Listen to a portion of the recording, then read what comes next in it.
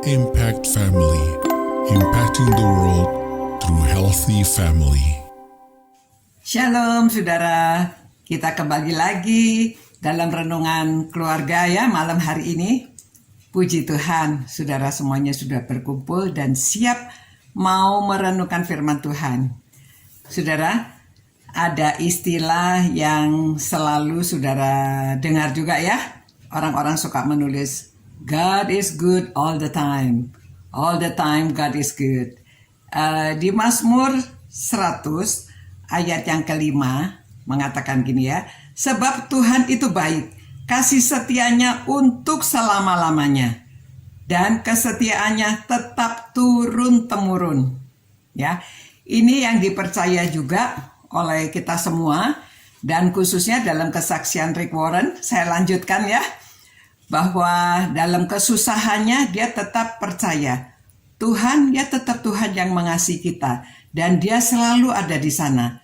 Dia memberi langkah-langkah saudara, karena banyak orang yang sering datang kepada dia juga minta nasihat, minta penghiburan. Walaupun dia pernah mengalami kesusahan, justru dia dapat menghibur orang yang kesusahan. Dan dia katakan pada waktu orang pada waktu orang percaya tertimpa kesusahan, yang pertama dia shock, ya. Apalagi dia mengalami anaknya bunuh diri, benar shock itu semua diri kita ya, karena sebagai manusia kita lemah dalam menghadapi keadaan demikian sampai rasanya baal, nggak bisa apa-apa. Banyak pertanyaan, mengapa ya? Kok ini bisa terjadi pada kita? Mengapa? Why? Tapi dia mengatakan jangan bertanya why. Justru sekarang dia bisa memberi langkah-langkah. Pertama 6S. Yang pertama shock. Sesudah kita shock, kita juga mengalami sorrow. Sorrow, menderita. Aduh, sedih.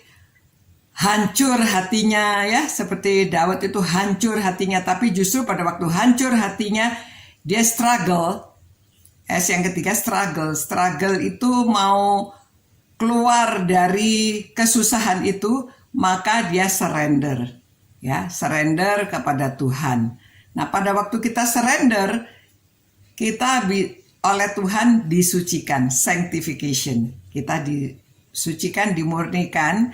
Kalau kita sudah disucikan, dimurnikan, maka kita harus ke service. Jadi kita melayani.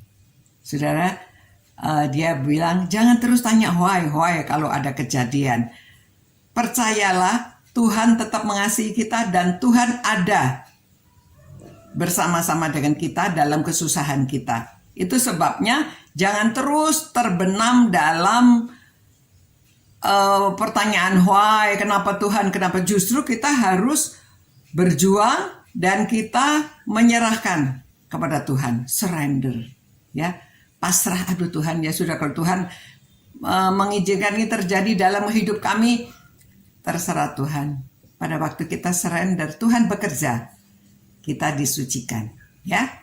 Jadi saudara-saudara, ingatlah pada waktu dalam hidup kita ini tidak selalu mulus, tidak selalu baik. Ada kesusahan-kesusahan terjadi dalam diri kita. Orang yang kehilangan pekerjaan, orang yang bangkrut, orang yang tidak lulus sekolah, atau orang yang menghadapi ujian tapi dia jalannya buntu.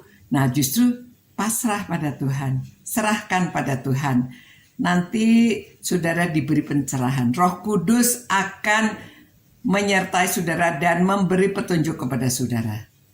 Ya, di dalam membuat renungan tiap hari ini juga kadang-kadang saya juga nggak tahu ya mau mencari bahan untuk renungan ya. Jadi setiap hari saya berdoa, Tuhan, kiranya Roh Kudus yang akan memberi penerangan pada saya supaya saya mempunyai bahan untuk direnungkan.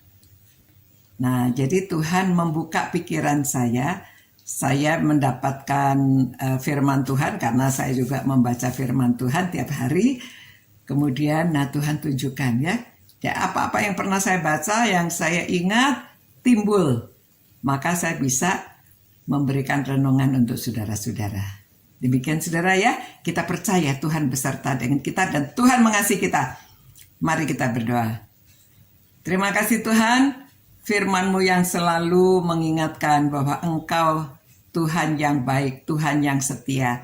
Biarlah kami menyerahkan diri sepenuhnya kepada Engkau dan menceritakan tentang kebaikan-Mu kepada orang lain. Bahwa Engkau mengasihi kami dan sudah memberi Yesus Kristus pada kami. Supaya kami bisa beroleh hidup kekal. Dalam nama Yesus Kristus kami berdoa. Haleluya. Amin. Amin saudara. Selamat malam. Sampai berjumpa pula. Tuhan memberkati dan menyertai saudara-saudara. Good night. Ciao. Impact Family, impacting the world through healthy family.